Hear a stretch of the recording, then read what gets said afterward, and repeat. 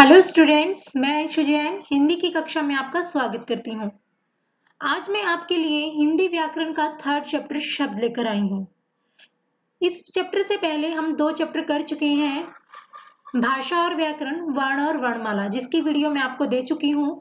पहली वीडियो में हमने भाषा और व्याकरण के बारे में पढ़ा, दूसरी वीडियो में हमने वर्ण और वर्णमाला के बारे में पढ़ा।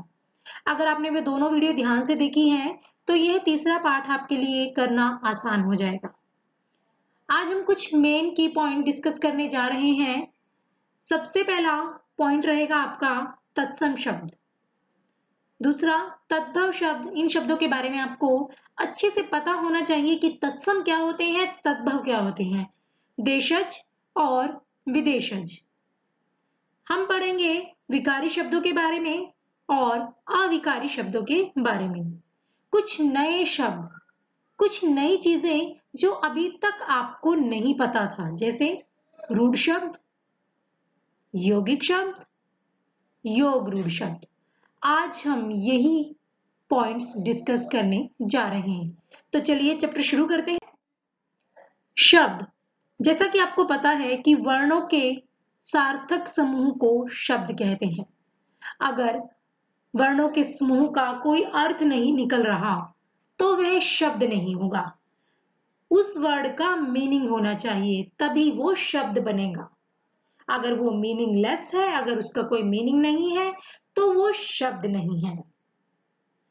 हमने प्रत्येक वस्तु के लिए एक शब्द बनाया, हमने हर एक चीज को उसका नाम दिया, हर एक वस्तु के लिए एक शब्द निर्धारित किया, लेकिन उस शब्द का अर्थ है, इसीलिए वह शब्द है। जैसे नदी, कछुआ, गांव। अब आप ये तीनों शब्द पिक्चर से रिलेट कर सकते हैं। इन तीनों तस्वीरों से इन शब्दों का अर्थ बता सकते हैं। नदी का अर्थ है कछुआ, शब्द का अर्थ है गांव का भी अर्थ है। इन सब शब्दों का एक निश्चित अर्थ है, इसीलिए ये शब्द हैं। चलिए पढ़ते हैं शब्द के भेद। शब्द के भेदों को हम विभिन्न आधारों पर बांटते हैं। 3 आधार हम पढ़ेंगे। सबसे पहला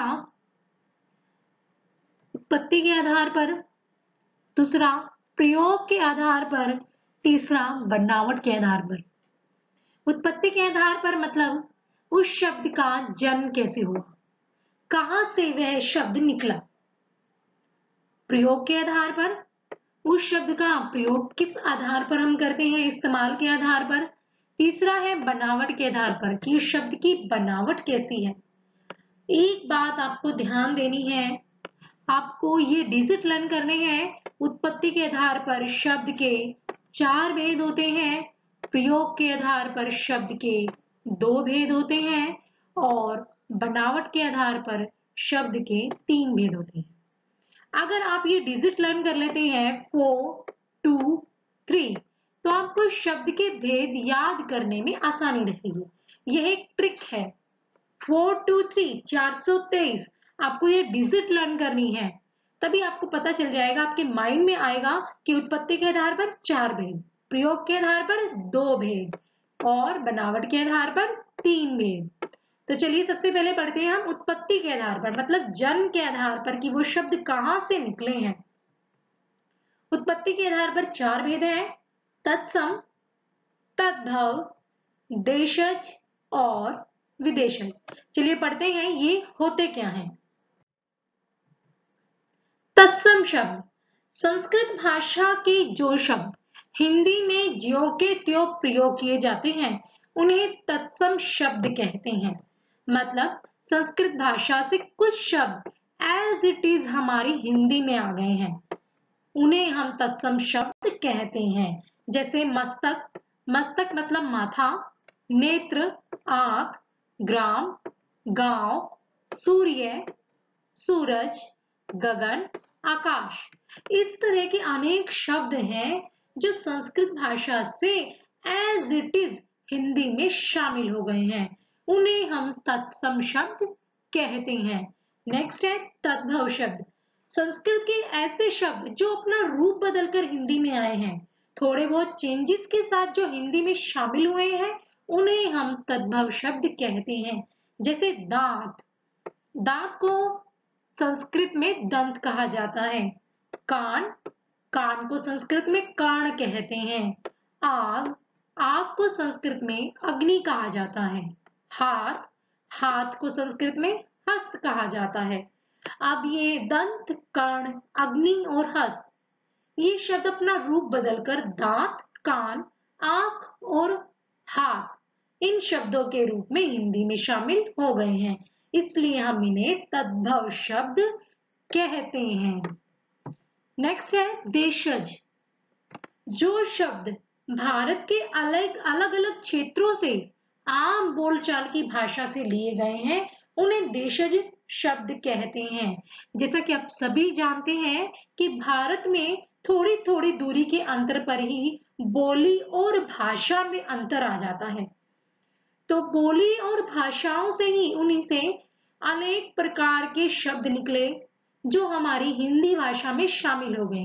वे शब्द आम बोलचाल की भाषा के थे जो अब हमारी हिंदी भाषा का हिस्सा है। उन्हें हम देशज शब्द कहते हैं। जैसे खिड़की, जूता, डिबिया, लकड़ी आदि। ये शब्द देशी भाषाओं से निकलकर, देशी बोलियों से निकलकर हमारी हिंदी भाषा में शामिल हो गए हैं। अब है विदेशज शब्द। विदेशज शब्द को विदेशी शब्द भी कहते हैं।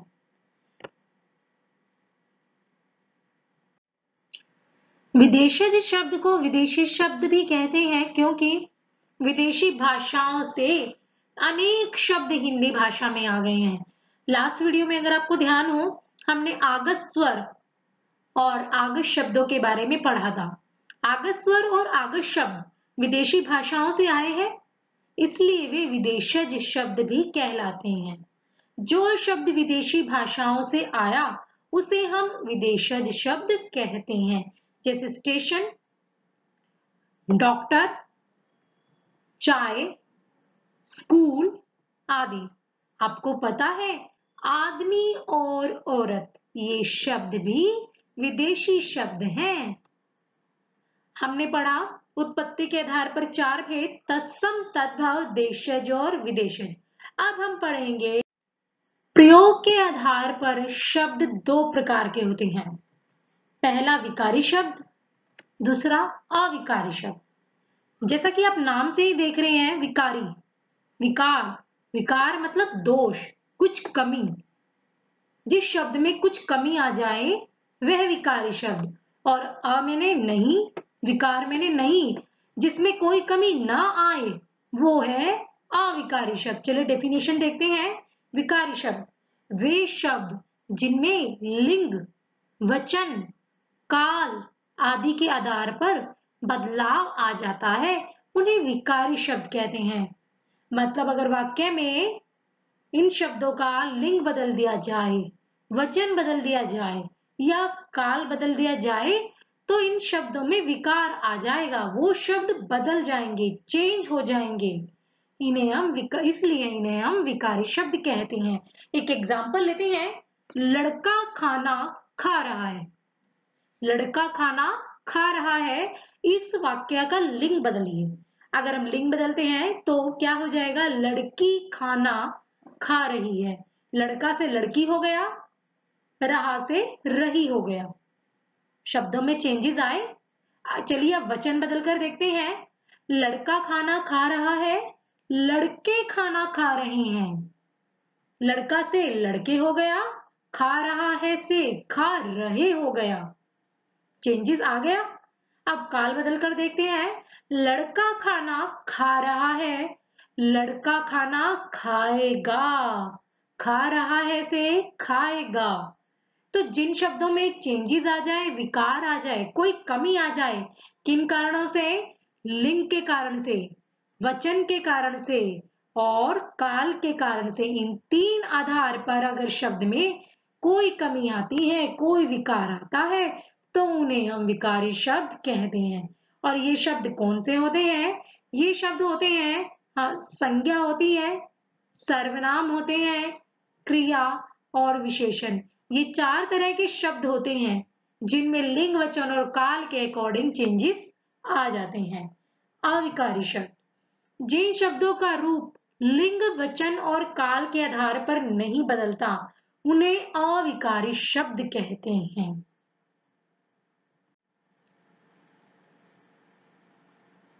जैसे उदाहरण देखिए, वह बीमार था इसलिए स्कूल नहीं जा सका। अब ये जो इसलिए वर्ड है, ये जो इसलिए शब्द है, ये अविकारी शब्द है, क्योंकि अगर हम वाक्य चेंज भी कर दें, तो इसलिए शब्द में कोई चेंजेस नहीं आएंगे। जैसे देखिए, राम और सीता पति पत्नी हैं।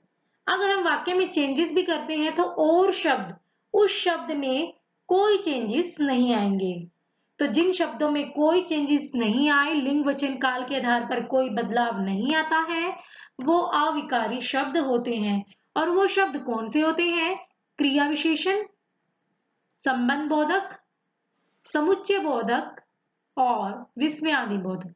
इन 4 शब्दों के बारे में, ये 4 टॉपिक के बारे में हम अगली कक्षाओं में, अगले चैप्टर में पढ़ेंगे। अभी आपको बस इतना ध्यान रखना है कि अविकारी शब्द कौन से होते हैं जिनमें लिंग, वचन, काल के आधार पर कोई चेंजेस ना आए, वो अविकारी शब्द होते हैं।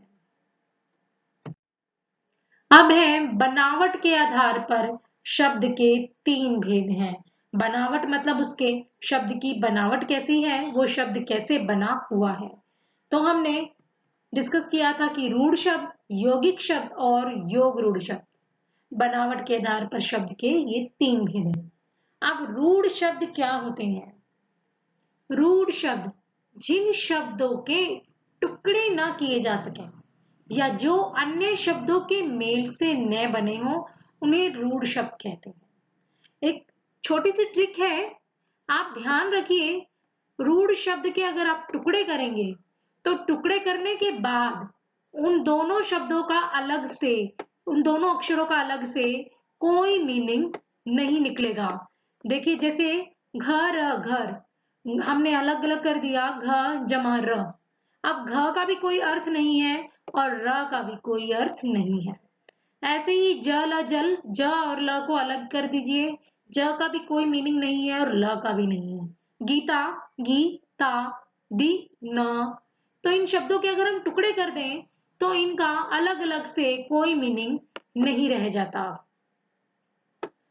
तो जिन शब्दों के टुकड़े न किए जा सके या फिर जो अन्य शब्दों के मेल से न बने हो, और अगर हम उनके टुकड़े कर भी दें तो अलग अलग टुकड़े करने के बाद उन अलग अलग अक्षरों का कोई मीनिंग नहीं रहता, उन्हें हम रूढ़ शब्द कहते हैं। नेक्स्ट है यौगिक शब्द। अब यौगिक शब्द 2 शब्दों के मेल से बनते हैं। यह ध्यान देने योग्य बात है कि यौगिक शब्द में 2 शब्द होते ही होते हैं और दोनों शब्दों को अगर अलग अलग किया जाए, अगर उस शब्द के टुकड़े किए जाएं और दोनों शब्दों को अलग अलग कर दिया जाए तो दोनों शब्दों का अलग अलग अर्थ निकलेगा। एग्जाम्पल देखिए, विद्यालय, विद्या जमा आलय। तो विद्या का भी अपना अर्थ है एजुकेशन, आलय का भी अपना अर्थ है घर। राष्ट्रपति 2 शब्दों से मिलकर बना है, दोनों को शब्दों को अलग अलग किया, राष्ट्र जमा पति। तो राष्ट्र मतलब देश, पति उसका जो मालिक हो, स्वामी हो, राष्ट्र का स्वामी राष्ट्रपति। ध्यान देना है, रूढ़ शब्दों में अगर हम टुकड़े करते हैं तो जो टुकड़े होने के बाद जो अक्षर है उनका कोई अर्थ नहीं निकलता। यौगिक शब्दों में 2 शब्दों से मिलकर यौगिक शब्द बनता है, अगर हम उसके टुकड़े कर देते हैं तो दोनों शब्दों का अलग अलग अर्थ निकलेगा। अब है योग रूढ़ शब्द। योग रूढ़ शब्द भी 2 शब्दों के मेल से बनता है, 2 शब्दों के मेल से बनता है और उसके अगर हम टुकड़े करें तो दोनों शब्दों के अलग अलग अर्थ भी निकलेंगे। लेकिन यहाँ खास बात क्या है, पूरा का पूरा शब्द किसी विशेष अर्थ को प्रकट करेगा। दो शब्दों को मिलाकर जो हमने शब्द बनाया है वह शब्द तो कुछ और मीनिंग बताएगा, लेकिन अगर हम उस शब्द के टुकड़े कर दें तो उसके टुकड़े अपना अलग अलग अर्थ बताएंगे। एक कंपैरिजन लेकर चलते हैं। विद्यालय हमने पढ़ा, विद्यालय मतलब विद्या का घर, शिक्षा का घर।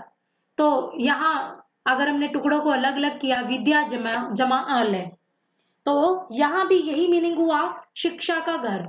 तो दोनों आपस में इक्वल हो गए, यहाँ भी शिक्षा का घर है अर्थ और यहाँ भी शिक्षा का अर्थ है। तो ये यौगिक शब्द है। लेकिन योगरूढ़ शब्द में क्या होता है, देखिए एग्जाम्पल, चतुर्भुज। चतुर्भुज मतलब चार भुजाएं हो जिसकी। क्या कोई ऐसा मनुष्य होता है जिसकी चार भुजाएं हो?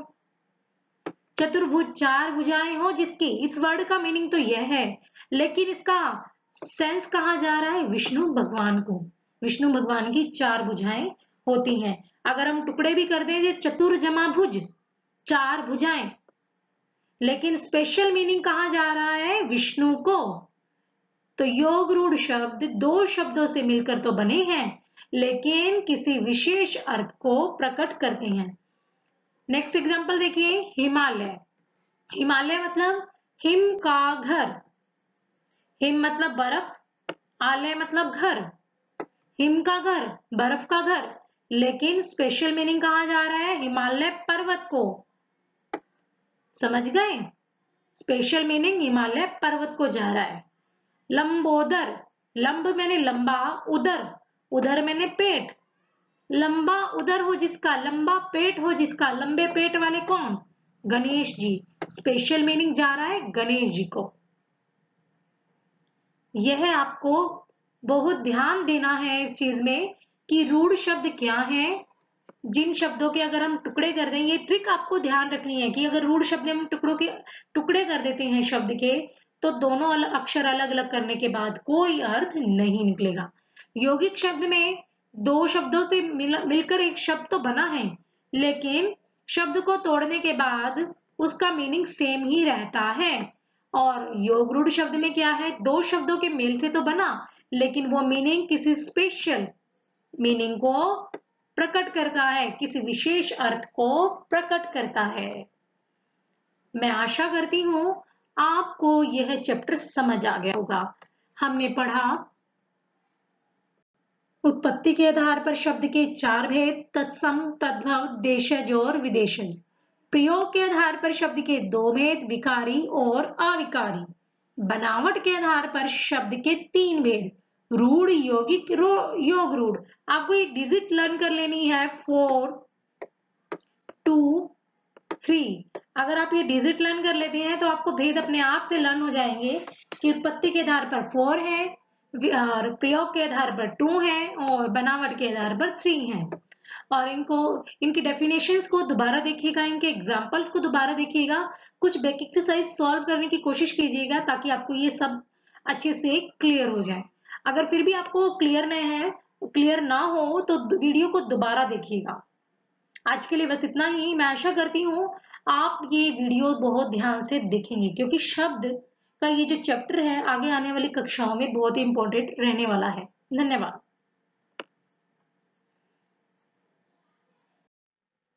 मैं आशा करती हूँ आपने ये वीडियो ध्यान से देखा होगा। मेरे चैनल को सब्सक्राइब कीजिए ताकि आने वाली हर वीडियो की नोटिफिकेशन आपको मिलती रहे। अगर वीडियो पसंद आती है तो लाइक जरूर कीजिए और अपने फ्रेंड्स के साथ शेयर कीजिए।